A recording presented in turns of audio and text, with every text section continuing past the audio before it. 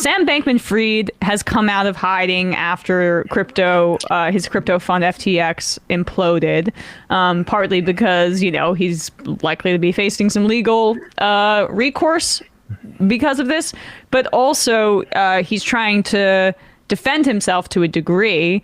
He went on, or he was speaking here to crypto blogger Tiffany Fong, and essentially he admits that while publicly he donates to Democrats, he also donates to Republicans behind the scenes, but he just does that with dark money to essentially maintain a certain image. This is very telling, not just about FTX, Sam Bankman-Fried, but about how we don't really know where the money sources are for a lot of these conservative campaigns throughout the country.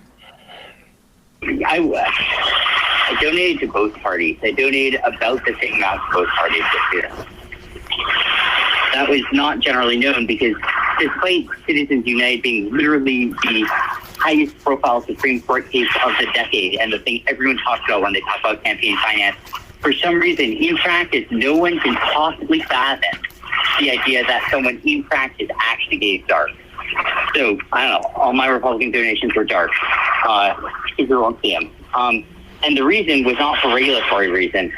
It's because reporters freak the fuck out if you donate to a Republican. They're all super liberal and didn't want to have that fight. So I just made all the Republican ones dark. But I was, whatever, second or third biggest Republican donor this year as well. But also, it's all for the primaries. They didn't give anything in general elections. They don't give a shit about general elections. It's not what matters. It's the primaries where you good candidates against bad candidates.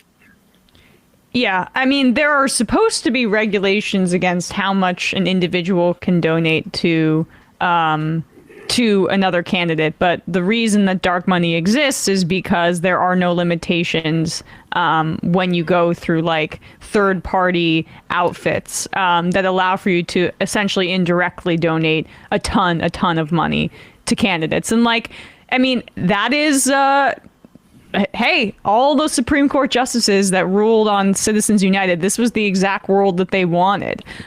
So while I know there were some right-wingers dunking on Democrats largely saying, yeah, well, he's in the pocket of Democrats. And hey, when we have Gillibrand coming out and saying we need to legitimize crypto, there is truth to that. He's on stage with Bill Clinton. That's true. But he is buying off Republicans more in secret, where they can be the secret assassins on behalf of crypto. I mean, it might just be my perspective, but I would say being on stage with Bill Clinton is a red flag.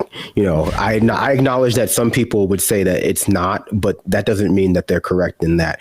Although I would also say, you got to take Sam at his word in these interviews, like this one, and also the one that he did recently for the New York Times Deal Book Summit, I guess, because he might just not be telling the truth.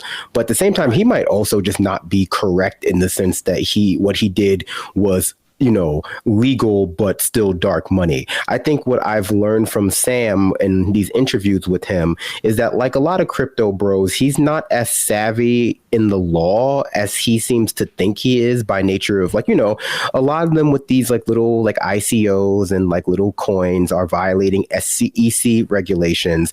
The SEC knows that they're violating these regulations, but they don't step in. And, the people who are violating them just think they're getting away with the crime. They're so much smarter than the regulators, when in reality we've defunded a lot of them. It's a lot of work, and also for the most part it's they're not investigators or police. Even the police don't really work that way to preemptively stop you from pumping the terrible coins. They're like archaeologists. They come in after you've been doing this shit for 3 years and go oh wow, you've been guilty of a lot of crimes, actually, let's just lock you up.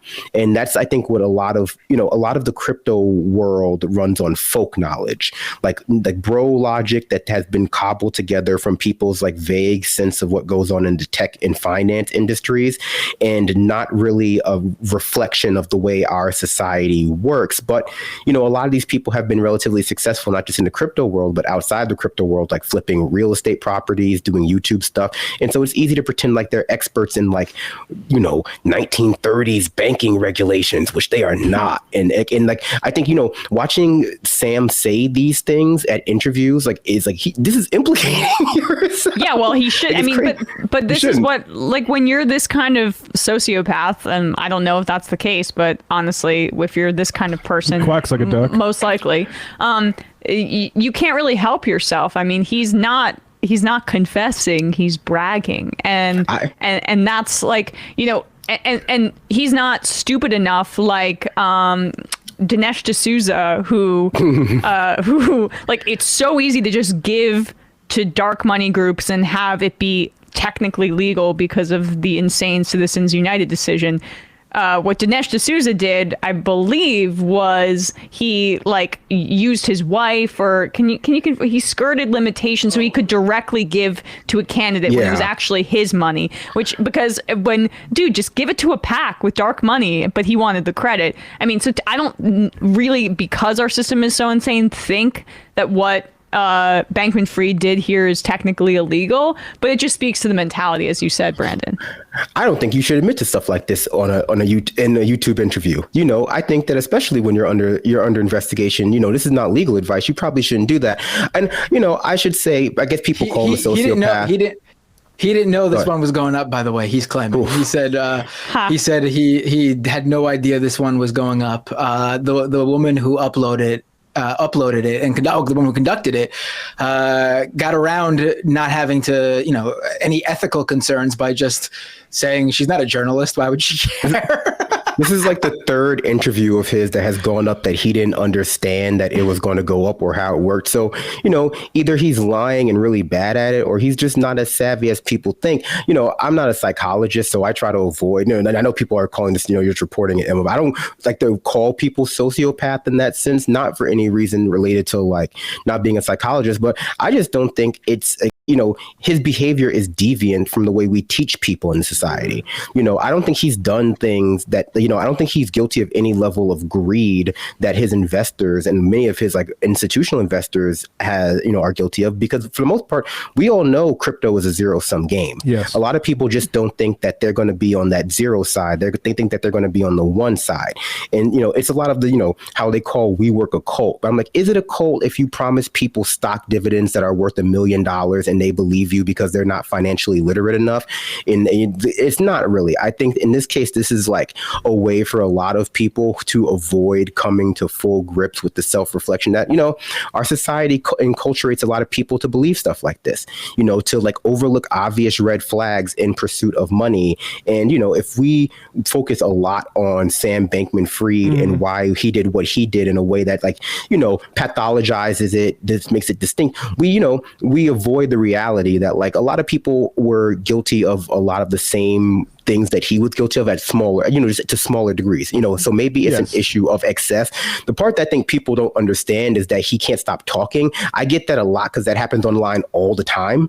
And so I think people on Twitter don't like to admit that that's the personality trait that a lot of people on Twitter have, where it's like, oh, you're in trouble, stop talking. Don't make the thread. Don't talk to the people who say they want to talk to you to understand your side of it. Just stop digging. Stop, you know, dig up, dummy. A lot of people can't stop that on Twitter.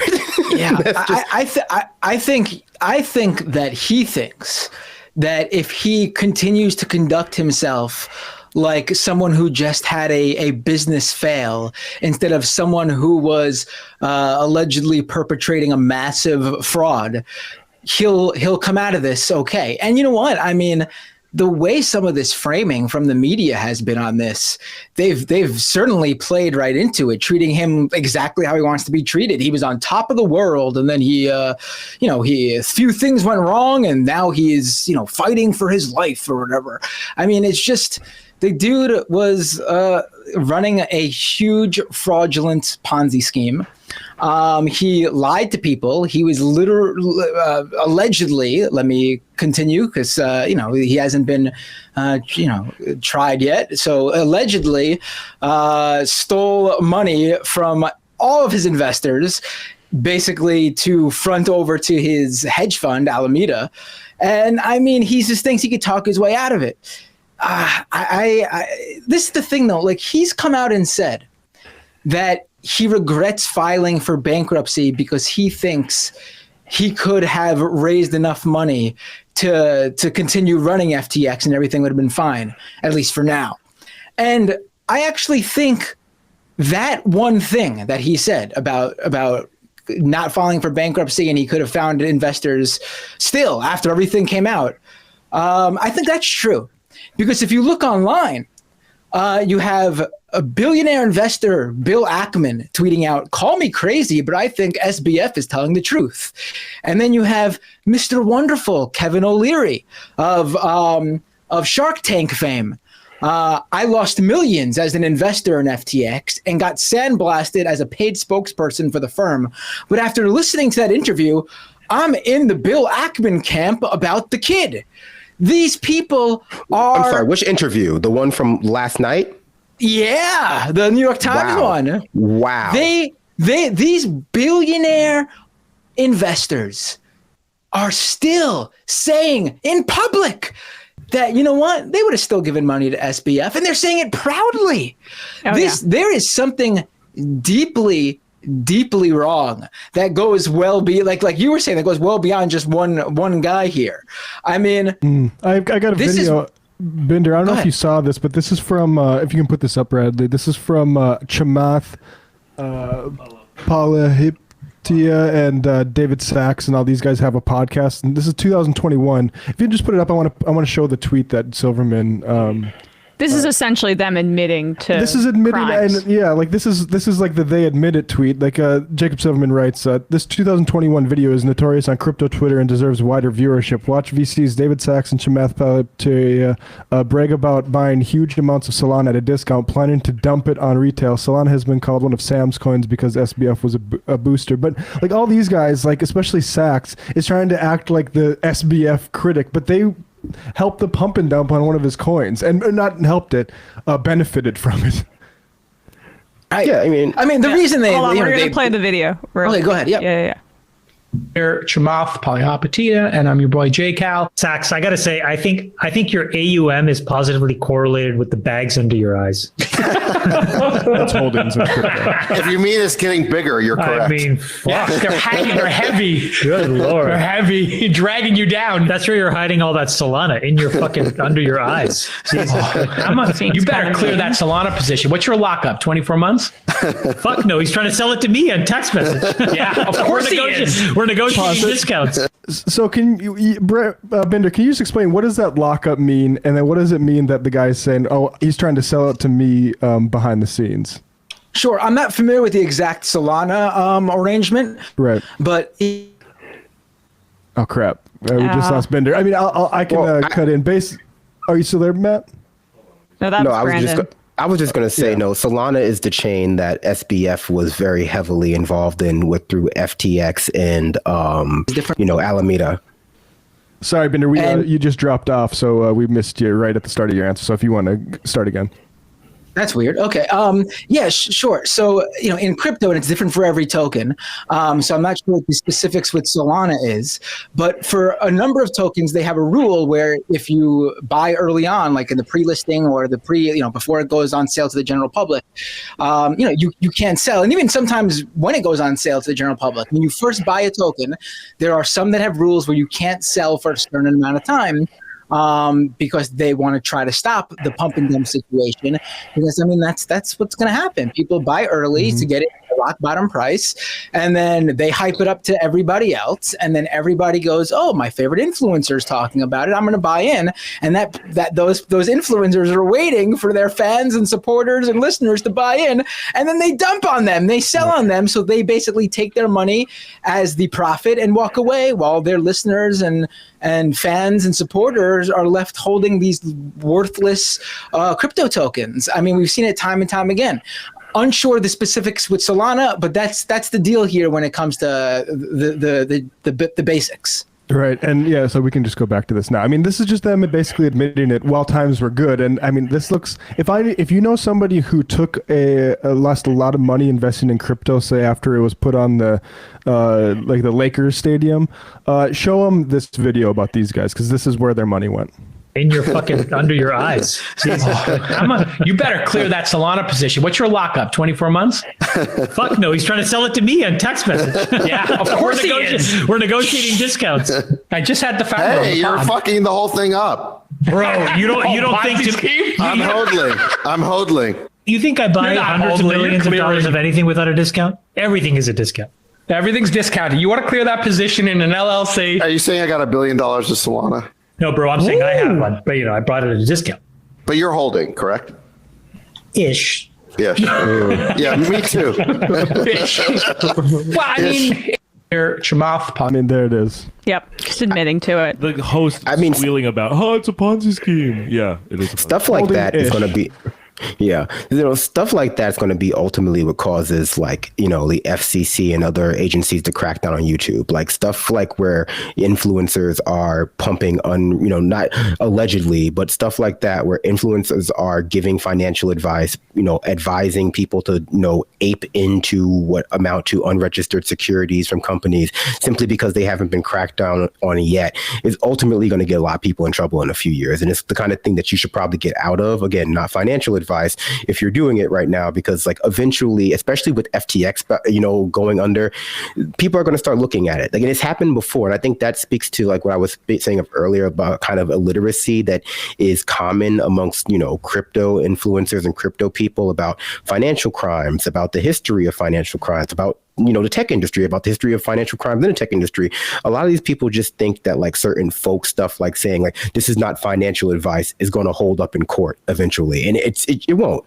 It's just going to be a free for all, and they're going to go after the smallest people on the totem pole who they can put away for crimes that are ultimately abetted by like billionaire institutions as well. So like it's just a dangerous scenario, and crypto has made like a lot of the most dangerous aspects of our financial institution. It's exposed a lot of like everyday average Americans to like some of the most riskiest types of investments without any of the underlying benefit of them.